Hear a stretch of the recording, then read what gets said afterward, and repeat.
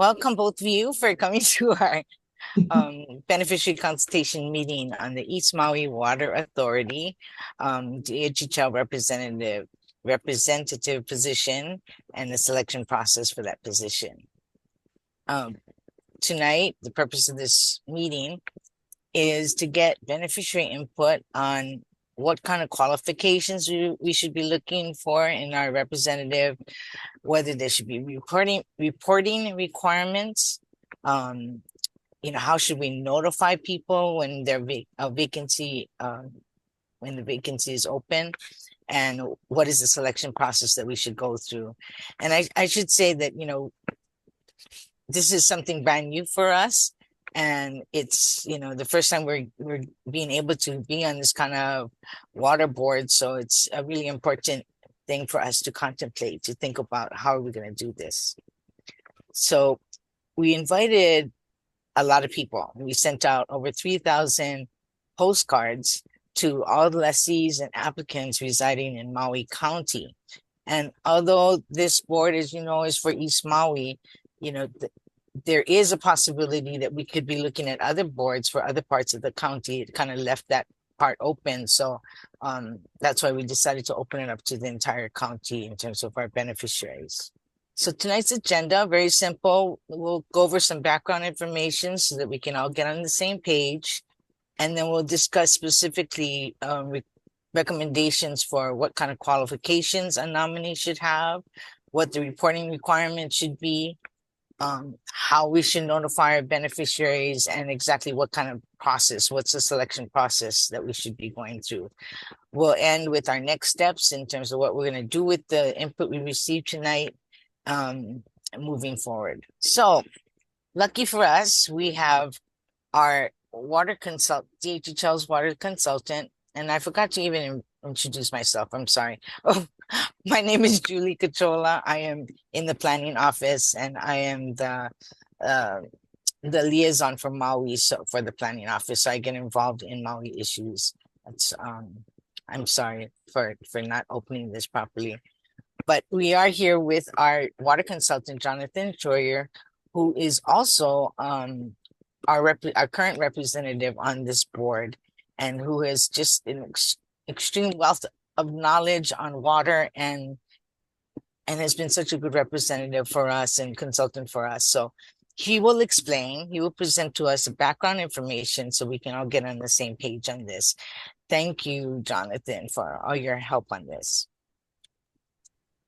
Mahalo, Julie, aloha, Jonathan, Likeke Shoyer. And so, I know for the folks who are on the call right now, like you guys know more about this than almost anybody does. So, kalamai, but I am going to go over it because we are recording it. And it's not just the feedback we get today, it's for the next 30 days. So we'll post the recording to DHHL's website so that any beneficiaries can comment on this beneficiary consultation. So I will go over this stuff and just I'm going to say some stuff that you guys who are live with us right now already know. But obviously the East Maui irrigation system actually started in development in the 1870s when a water license and some land leases were issued under King Kalakaua to Klaus Spreckels. These eventually became owned by Alexander and Baldwin, or A and B, diverts water from both former Crown and Kingdom lands, or Crown and Kingdom lands, as well as privately owned property in Maui Hikina. Significantly deeply harmed and Maoli communities across Maui Hikina, dewatered streams that were relied upon by those communities and had been relied upon for hundreds of years.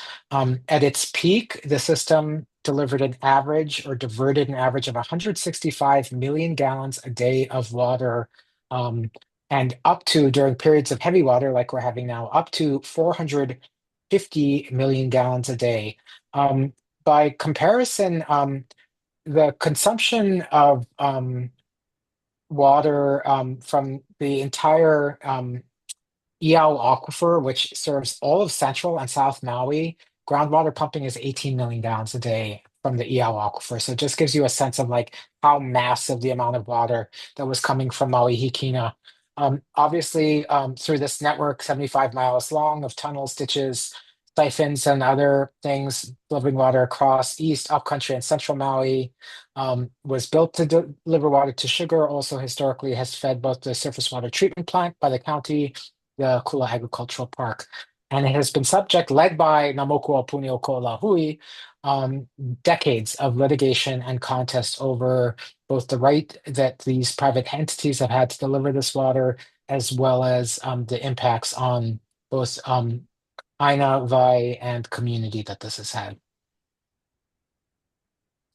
So the current chapter that we're living in started in part due to the announcement from Alexander and Baldwin in 2016 that Hawaii Commercial and Sugar, the last sugar plantation in the islands, was going to be closing in 2016. In December of 2018, they announced the sale of 41,000 acres of land to a newly created company, Hawaiian name, but actually owned by Pomona Farming, uh, agribusiness and Canada's Public Sector Pension Investment Board. They also acquired a 50% interest in EMI, or the East Maui Irrigation System, with Alexander and Baldwin retaining a 50% interest. And as part of the term of sale of the land, it also included the provision that required A&B to use its best efforts over the 8 years after the agreement was signed to seek a 30-year water lease to divert water from the state-controlled portions of the system. I mean, everybody on Maui is impacted and has an interest in East Maui irrigation and the communities and streams impacted by this. DHL has three unique and overlapping interests related to that. Um, DHHL has lands at Keokea and Waiahuli upcountry, as well as lands in Pulehu Nui in central Maui. The lands at Pulehu Nui were actually historically irrigated with water um, from Maui Hikina and delivered by East Maui Irrigation. And for many years of DHHL's ownership, were simply leased out to A&B for their sugarcane operations. Um, the lands that we have at Keokea and Waiahuli, which are high elevation and dry, the East Maui irrigation water represents one of the um, only potential sources of water that could actually allow those homestead lands, which were set aside in the original Hawaiian Homes Commission Act in 1921, to be settled in fulfillment of the act. In 2020, the department filed a reservation request with the State Water Commissioner, the Commission on Water Resources Management, for about 11.5 million gallons a day of water from that system, with the idea that this would not be additional water coming from East Maui streams, but water that was available after all in-stream flow standards had met, basically reducing the amount of water that would be available for commercial private uses. Um, the Water Commission acted, but not fully on the request. They reserved some water for DHHL lands at Pulehu Nui, but none for their lands at Keokea and Waiahuli, and have been waiting for a number of things before making that reservation request. Um, Also significantly, DHHL has in its inventory lands at Ke'anai and Wailua Nui prior to the 2018 settlement of in-stream flow standards that was led again by Namokua Punio Ko'olahui, that restored complete water flow to 7 taro streams. Those Aina were dewatered by the system, but now they actually have access to stream water if and when DHL goes through the process of producing homestead leases for those lands. And in addition, in another original provision of the Hawaiian Homes Commission Act, 30% of all the revenue from state water licenses or leases, along with 30% of the revenue from any former sugarcane lands, 30% of that revenue goes to the department and now goes into a fund called the Native Hawaiian Rehabilitation Fund, which funds grants for different homestead communities across the Pai'aina. So, what we're here tonight to talk about has to do with a much more recent development. After a couple years of study initiated by the Maui Department, a Board of Water Supply, and then a resolution and proposed charter amendment introduced by Shane Sinensi, who's a council member from on the county council from Maui Hikina. The voters of Maui County on November 9th, 2022, created the East Maui Water Authority and its advisory body, the East Maui Regional Community Board, or Ahavai o Maui Hikina. Its specific task set out in the charter amendment is to try and acquire, manage, and control water collection and delivery systems and create a staff to do so, basically becoming a non-potable water utility complementary to the County Department of Water Supply, but to have this system controlled by a public county entity rather than a private entity, and has a specific mandate for what the Board of Land and Natural Resources has referred to as the four license areas: Nahiku, Ke'anai, Honolulu, and Huelo. In the charter amendment that is now part of the County of Charter, they actually specifically lay out the membership of the Ahavai Maui Hikino, or the East Maui Regional Community Board. There's 11 members, 2 members from each license of the four license areas. 8 of the members have to have experience in water resource management and watershed restoration in the applicable watershed and reside in that community plan area. Then there's 3 other members that'll be appointed by the county council based on the following requirements. 1 member with experience in water resource management who's on the user side of East Maui Water. So experience in um, ranching, farming, aquaculture, or local ia in the area where water service is provided. 1 member with experience in water resource management and ideally watershed management who lives in the area where water service is provided, and 1 member who's a representative of the Hawaiian Homes Commission and recommended by the Department of Hawaiian Homelands. All members, except for the few who are nominated by the mayor, have to be confirmed by the county council, actually through first by committee and then in front of the full council. All members have to file with the County Board of Ethics, the Financial Disclosure Office. All members have to swear an oath of office, which includes a commitment to uphold the Constitution of the United States, the state of Hawaii, and the Charter of the County of Maui. And then there's an expectation that unless you're excused, all members attend all meetings. When the AHA first started to meet on leap day of this year, February 29th, the fires and other things had delayed the starting of our work. So we were meeting twice per month, but we're now meeting once per month. And so these are the current 11 board members. I have the really overwhelming honor that my fellow board members asked me to serve as the chair. I'm in a term, I was the last person to be confirmed by the council, and Julie's going to talk a little bit more about the controversy that went around on that. But so I got slated into a 2-year term, right now slated to end on March 31st of next year. My vice chair is Kyle Makanilua, who's mayoral appointee and also farms Colorado in East Maui. Then there's Sissy Latham, Bush Martin, who's a member of Namoku, Laura Lynn Scott, Moke Kahiamoy from Huelo. Francis Kidazal represents the watershed interests that we talked about, who lives in Kula. Auntie Janet Rito from Honolulu. Former Mayor Arakawa was placed on to the party to represent ranching and farming interests in the service area. Moses Omoke Bergao from Nahiku, and Hario Aukai Hueu from Honolulu. I can I have ask a question? Yes. Why are there different term years? Yeah, great question. So, because the board is brand new, so it's the Maui County Charter says when you're nominated to any board or commission, ethics, liquor control, whatever, you can serve a 5-year term and you can do that twice. But because it was a brand new board and all the terms were starting, they didn't want 5-year terms to all start at once. And then at the end of 5 years, maybe you're going to start with a whole new board. So they purposely staggered them, some 2-year Oh, terms, some 3-year terms, some 4-year terms, and some 5-year terms. And then it sort of got assigned as people went through the confirmation process in front of the council who got assigned to what. Because I was the last one named, I got yeah. put into a 2-year term. Um, and I think there was also some conscious choice. I think, for instance, um, the mayor was very desiring of having Kyle Makanelua serve for a long time. So he wanted his first term to end while he was mayor so he could reappoint him. So I don't know all the Oh, stories behind everything by Brady right, Storm, right. but I know those two stories. I think with that, I'm going to hand it back to Julianne Cachola. As you folks know, there was all this controversy surrounding the, who's going to be the DHHL representative, and for good reason. We have never done this process before, but there was, a lot of speculation, and all of these stories kind of started coming out, and it's really why we're here tonight. We really need to get a hold of this so that it doesn't get into all of these questions, and it affected our appointee because he was the last one appointed, and so he got the shortest term.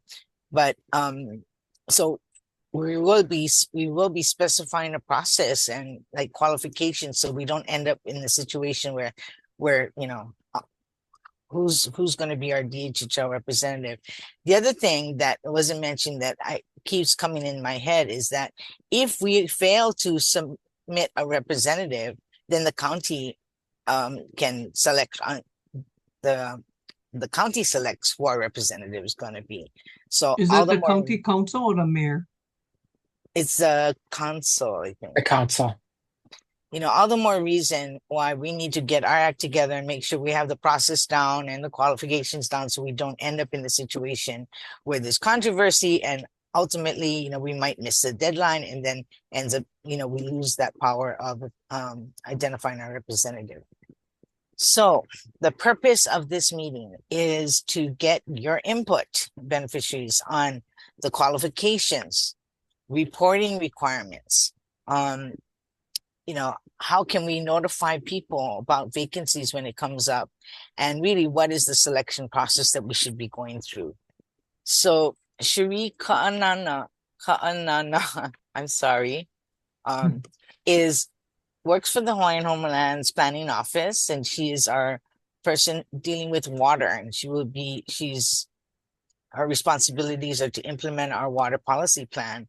And so she will be going over the recommendations we have for these for our nominee. Thank you, Julie. And the pronunciation is good, don't worry. So, what does our nominee look like? What qualifications do we want them to have? Are there minimum qualifications we want them to have? Are there ideal qualifications? And then starting off, so what relationship could they have with DHHL? Are they a lessee? Are they an applicant? Are they a current or former employee? Are they a former Hawaiian Homes Commissioner? Do they have some other relationship to the department, such as being a consultant? So while we go through this, I want us to think about like what sort of relationship should this person have to DHHL? And then additionally, what relevant water experience could they have? They have experience with mahi ai lo'i kalo. Could they have kia'i local ia? Could they have water system utility management experience? Like what sort of water experience could they bring with them that we might find important for our representative to have?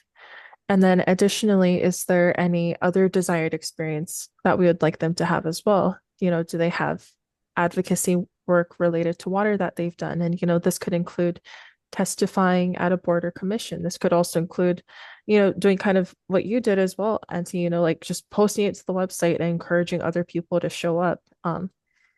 Or slight plug here, do you want to like see if they can take our water law training, which is the Imana Ikawai Kukulu Kahuwai DHHL Water Law and Leadership Training Series that we have in collaboration with the Kahuliau Center for Excellence in Native Hawaiian Law at the William S. Richardson School of Law at the University of Hawaii at Manoa, which is a free training.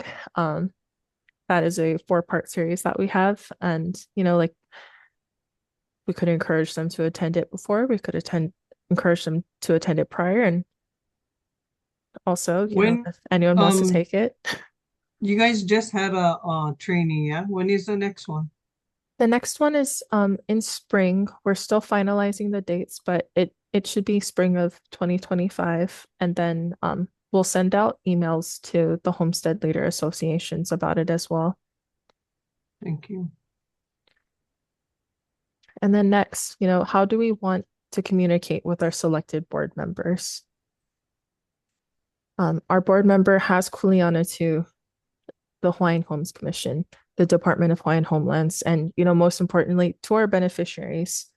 And keeping this in mind, how frequent should these check-ins be with this board member Do we want regular reports to the Hawaiian Homes Commission where they talk about various discussion topics that are most relevant or huge, important decisions that have been made? So just thinking about the kuleana that they have, what do we want and envision these check-ins to be like? Thirdly, how do we inform potential applicants of upcoming vacancy? So we could notify them through our DHHL website, posting a notice of vacancy and a deadline for applications. We could also send emails to homestead leaders. What do we think would be an important way to inform beneficiaries of an upcoming vacancy? And then finally, how are our applicants selected?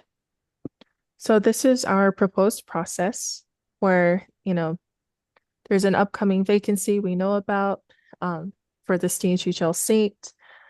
We post a vacancy notice on our website. We send out an email. Interested applicants can complete an application form and submit that. And then DHHL staff will then internally review these applications utilizing the guidelines that we're deciding upon in our beneficiary consultation. And then the selected representative will then be recommended to the Hawaiian Homes Commission, where, they will then either approve or maybe not approve who this person is to represent DHHL. Yeah. With this, context, I'm going to hand it back off to Julie for discussion. So this is the time. Can we go to the next slide? Where, we want to hear from you folks. Do you have ideas on what the minimum qualification should be? How frequent the check-in should be? How can we notify people of the vacancies, and what a selection process might look like if you don't like what we just laid out? Because it's a virtual format, can you please raise your virtual hand? Although this, you can just raise your hand and we can see that too. Raise my hand. And then, and unmute when you're called upon, and let us know your name and where you're from. Do you have comments? Yes, Jesse. Hey, my name is Jesse Kekiviavea, and I'm the secretary for Namoko Opuni o Ko'olahui. I live in Pukalani, born and raised in Keanai, Wailuanui. To answer these questions, what minimum qualifications should a nominee have?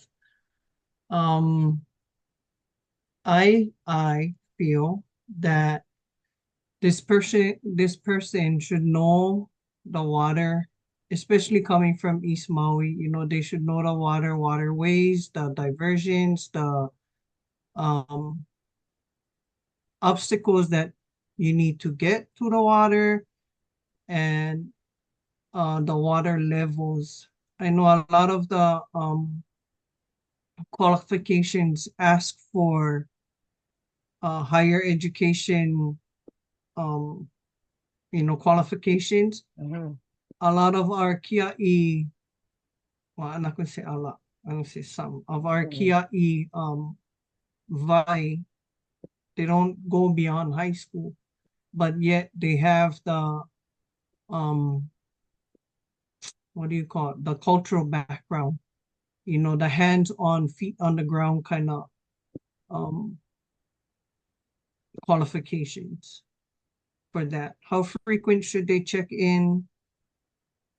Be with the selected board member. I would say every month is once a month would be good, unless there's something stirring up, in East Maui, if there's stuff going on, or even throughout getting our water out. If there's a drastic happening, then more frequently. How should beneficiaries be notified for? I'm sorry. So when there's an issue coming up, that they should be reporting to the commission more frequently. Is that what you're saying? Yes. Okay. I have a question though. How frequent does the board or does the commission meet? Yeah, the Hawaiian Homes Commission meets monthly, the third Monday and Tuesday of every month. That would be a good time to check in. Now, does the commissioners go out and check the waters themselves? Hawaiian Homes Commission? Yeah. No. Yeah. No, we wouldn't. How should beneficiaries be notified for an upcoming vacancy? Like how you guys did, send out the flyers. I would have won $1 million. You know, send out flyers, DHHL website, social media is great. You know, a lot of our people do social media, but I don't know what happened tonight. I was really looking forward to more people jumping on this call. What could the selection process look like?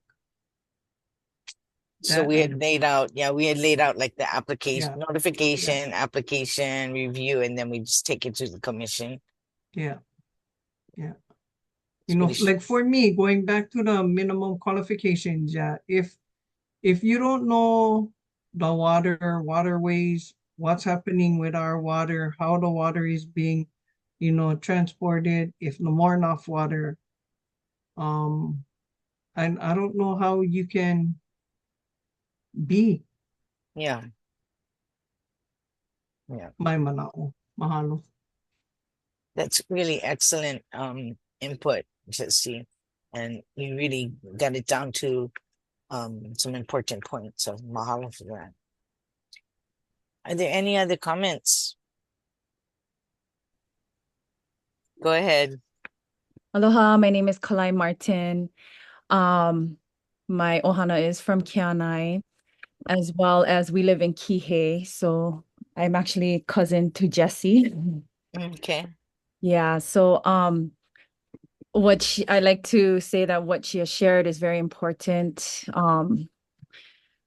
Because our lo'i is located down in Lower Keanai, the peninsula, we do have different needs than Wailua Nui. So exactly what she said, knowing the water, knowing the diversions, how much water, you know, is diverted from the ko'olau is important knowledge to have. And there are a lot of,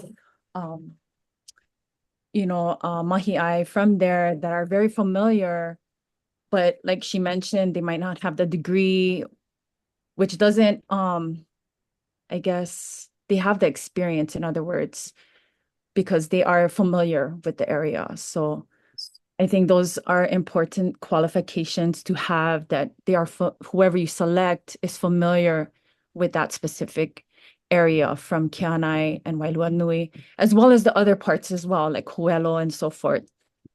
I too agree that once a month they should be reporting, you know, to the board. And also the vacancies when it comes available, like social media is great. It can reach very fast.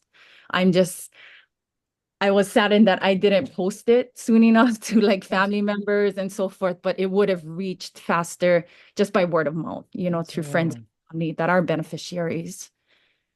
So that's all I have to share. Okay.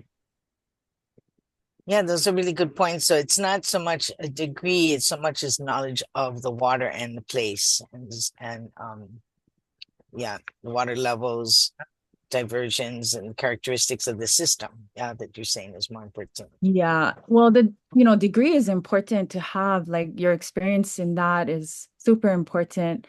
But as far as like firsthand experience of those who are from there or familiar with that area, or even like have heard mo'olelo from their kupuna, these are important things to carry on so that it can benefit all, you know. And those things are not really shared, you know, like our kupuna, they keep a lot of things sacred, you know, they keep within the community because we protect, you know, we are stewards in that area, so we don't expose, you know, too many to outsiders and so forth. But if you can find the right fit of the right person who is akamai in that area, willing to serve, with all the requirements that you have, then that would benefit, I think, all.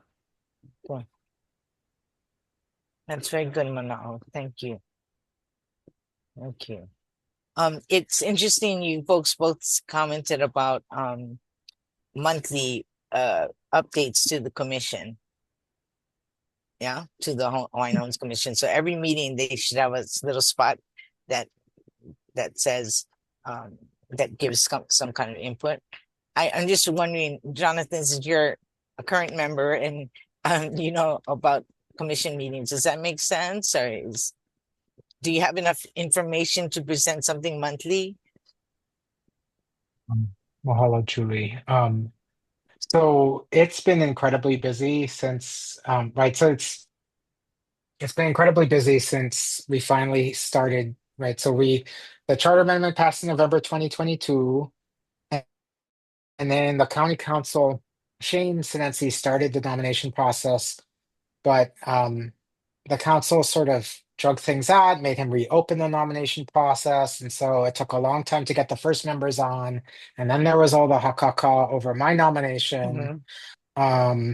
And so I finally got voted on in like July.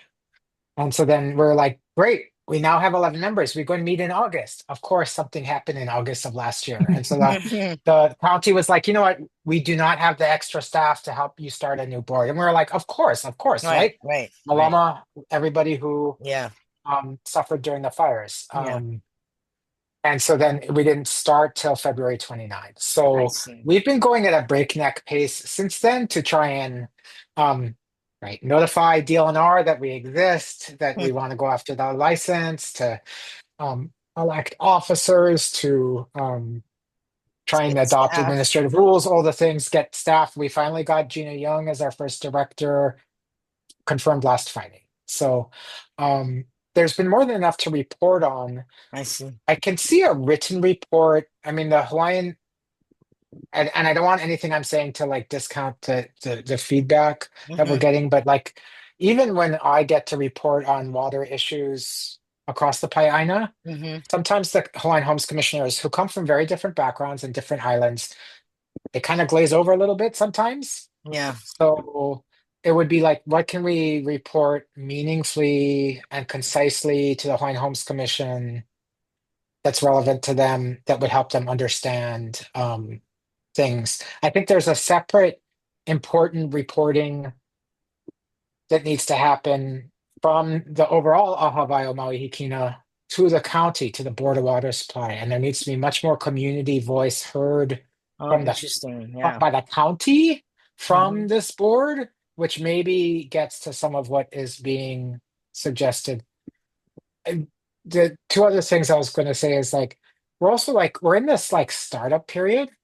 And so, right, the mission, the mandate from the voters is to take over ultimately this system and manage this system. And Mm-hmm. so the duties of our staff, the duties of the commissioners, the duties of any one member, I think are going to evolve over time. Right now, we're just like, I mean, if everybody followed what happened the last month or so with BLNR trying to fast track the lease to East Maui irrigation, Yeah. right?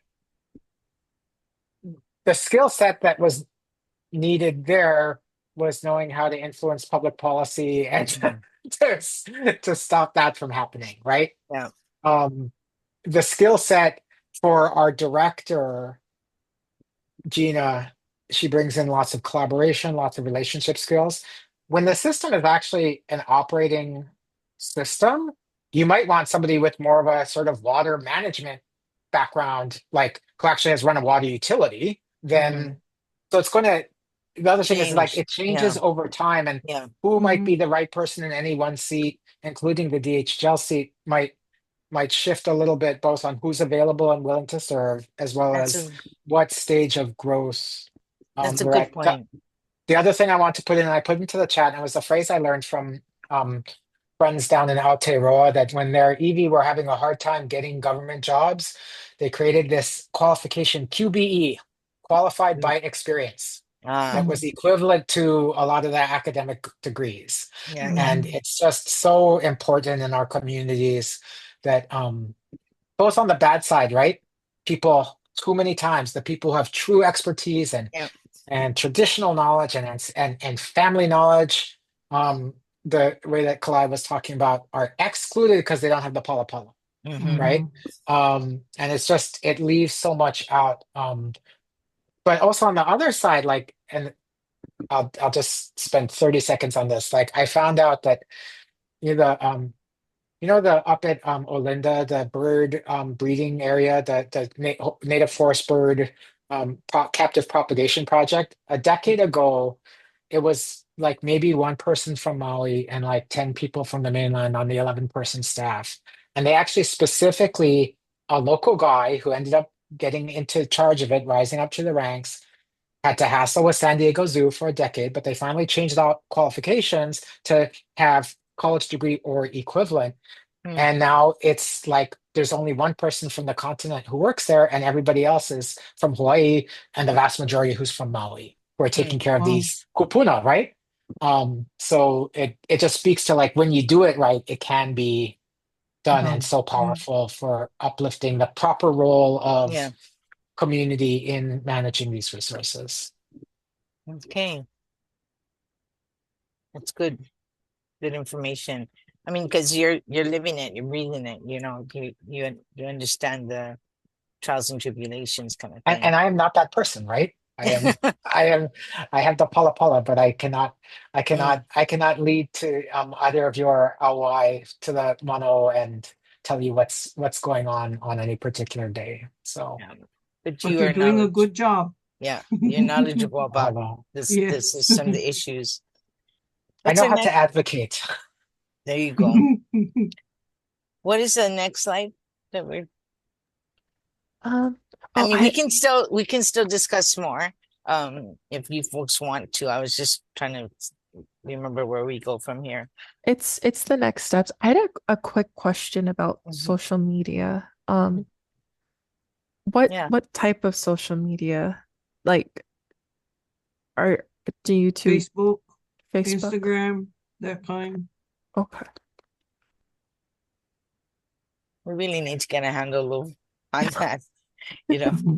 Yeah, I It's agree with those two platforms as well because it does reach to many really fast. Okay. TikTok? Um, that might reach the younger generation, you know. Right. Below us. Yeah. I was going to say TikTok. I don't use that. Yeah. We'll ask Sheree to lead on that one. Uh, it's more so video based. I don't know. I think Facebook and Instagram are probably good avenues to use. So, Coloma, I want to interject here on this point before we go to the last slide. This is an endemic problem in a lot of our laws. Legal notice actually requires publication in a newspaper. But like, who subscribes to the newspaper, right? Right. Anymore? I mean, and now it's like the Maui News is, I like to call it the Maui newsletter, right? All they do is like print press releases. So the statutes that require official notice need to change, but we don't have a good solution to meet the reality of how people find out about things, which is not opening up the daily paper and going through the classifieds and seeing if there's any legal notices, but going on Facebook, going on Like Instagram, before. learning from their community and their network. So we need a better solution, and it's not just this issue, it's every single government process. Yeah. Might Good be a point. far stretch, but I know like we've been receiving a lot of those MIMA text messages, not that it has to be that, widespread, but if there's a tool of some way that could send like, a blast of text messages to people to just check out the website or upcoming meeting or something, that might be useful as well, but I'm not sure what kind of tool, would be available. Yeah. Oh, that's a great idea. Because I actually forgot about this meeting until Jessie reminded me. So I'm glad she, sent out the kaheanas, set my alarm and we're here. So Right on. Yeah. And because I think it was before you came on, Kalai, that the talk about $1 million was, I said, Jesse, this is the time to call your cousin in California, buy a lottery ticket, because we sent out 3,000 postcards and you're the only one who answered. So this is the day you buy a lottery ticket. Right. Right on. Is there anything else? Is there anything else we want to share? Anyone want to chime in on anything? We have plenty time, or we can also move on. Maybe the next slide will also have comments. Okay. You want to cover the next steps? Just really quick, if you have any comments that maybe come up after this where you're like, oh, I should have said that, or oh, I talked to someone else about this and they wanted to say this, within the next 30 days, so by November 27th, please email them to dhhl.planning@hawaii.gov, and then we will consolidate a beneficiary consultation report, which we're going to bring to the December Hawaiian Homes Commission meeting.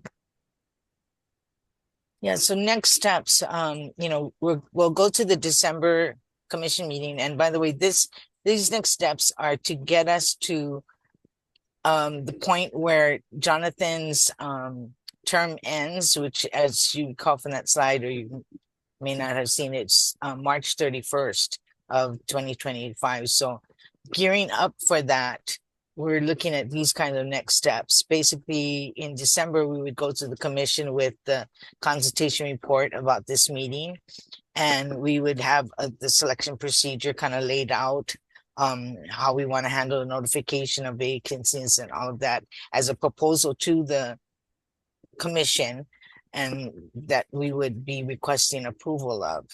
And so hopefully we get approval on that in December. So by the end of December, we would have all of that together, the qualifications, the process, notification. That way we can open it up. We can open up the vacancies, because there is a coming vacancy coming up in March. By the way, it doesn't have to be a vacancy. We can, Jonathan can go for another term. And he was really cut short because he was like the last one appointed, so got the shortest term. But there would be a notification. This is what we were just talking about, going out in social media, putting on our website.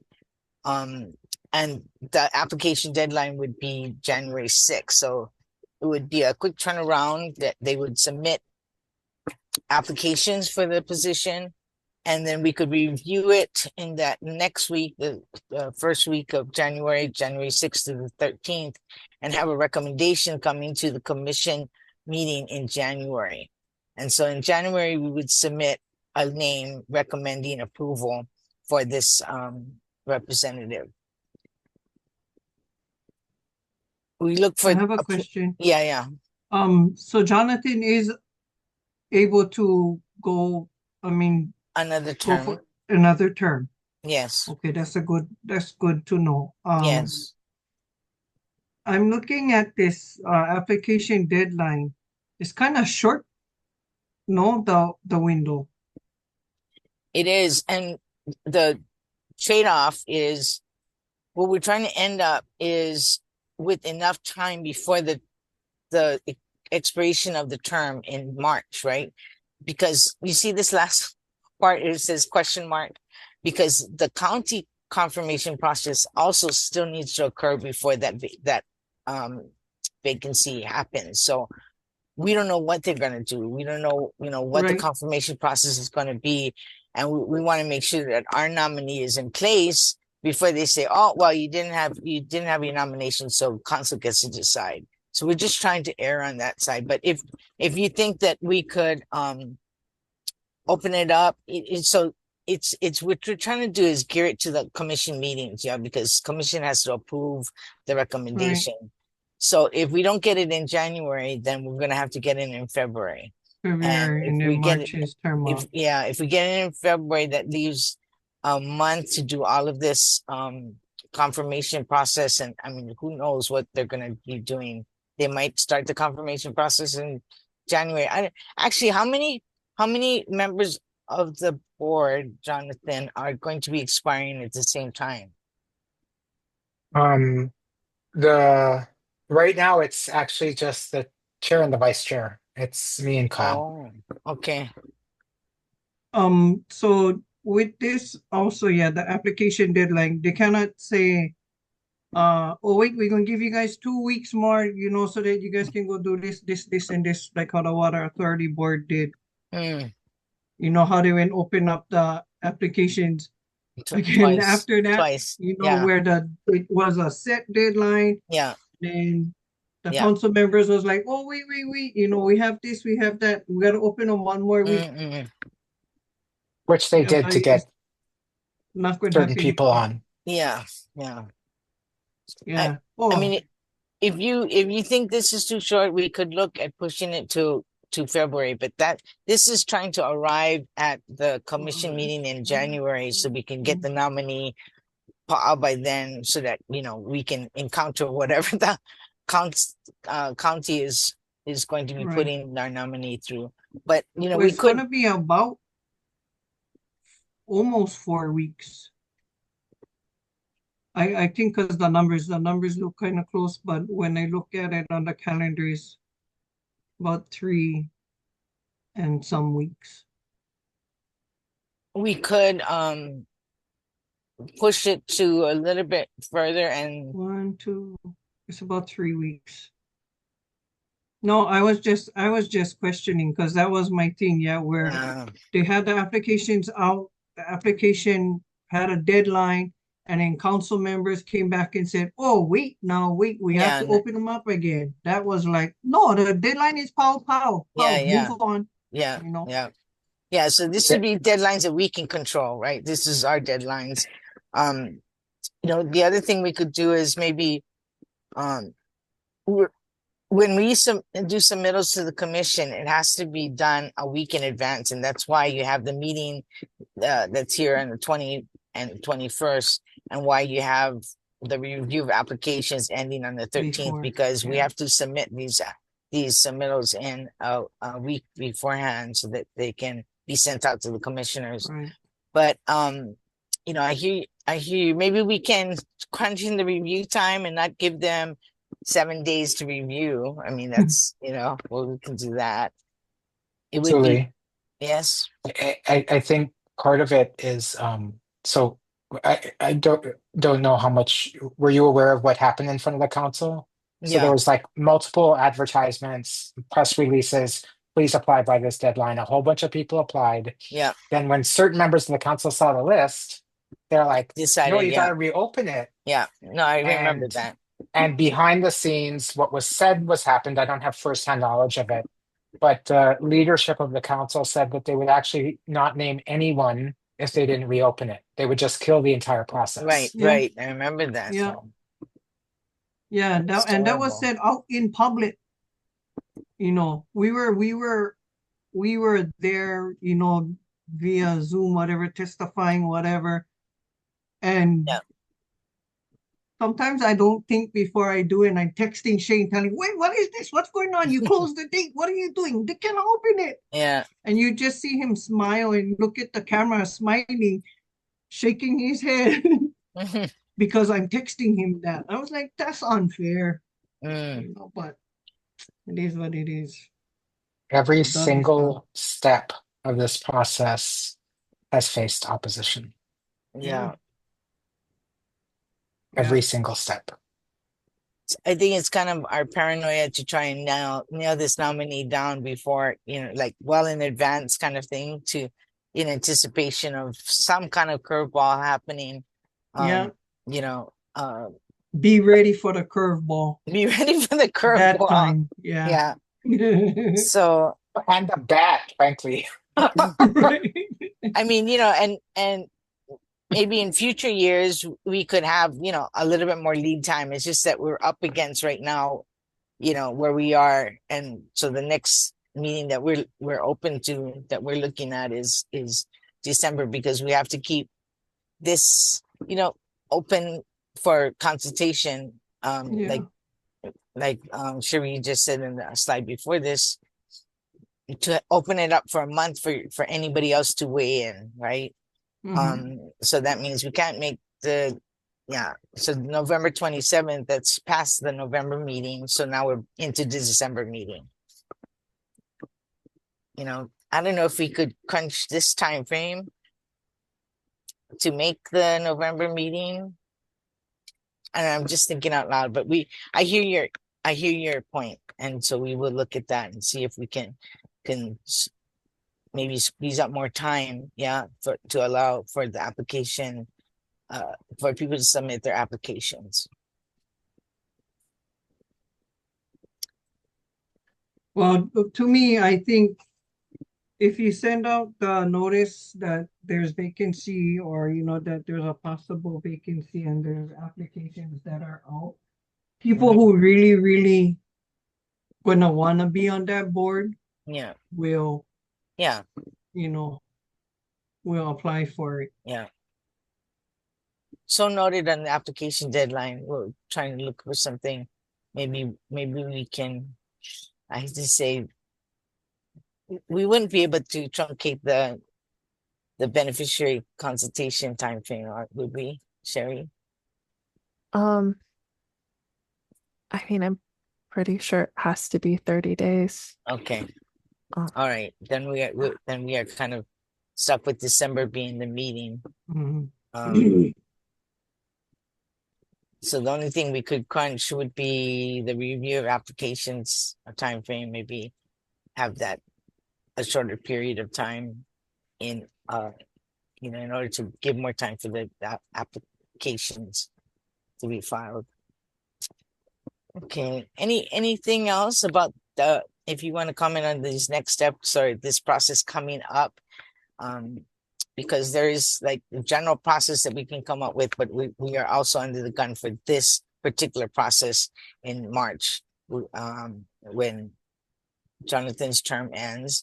And I do want to reiterate that, he can serve another term. But it's good for us to have this. We haven't had this opportunity before, and we advocate, and then we realize, oh, now we got to figure out how are we going to do this, right? So, it's good for us to go through this process. Any final comments, anyone? Thank you folks for joining us. Thank you. Thank you so much. Thank you. Anything else? No, thank you, Jonathan, for doing such a great job on that water authority. Really, in spite of it all. Mahalo. It's such an honor to work with East Maui Hamas. Yeah, East Maui Hamas. That should be our third name, right? Either the East Maui Regional Community Board, the Hawaii Maui Hikino, or the East Maui Hamas. Yeah. Sounds good. All right, you guys. Mahalo nui. Mahalo. Mahalo.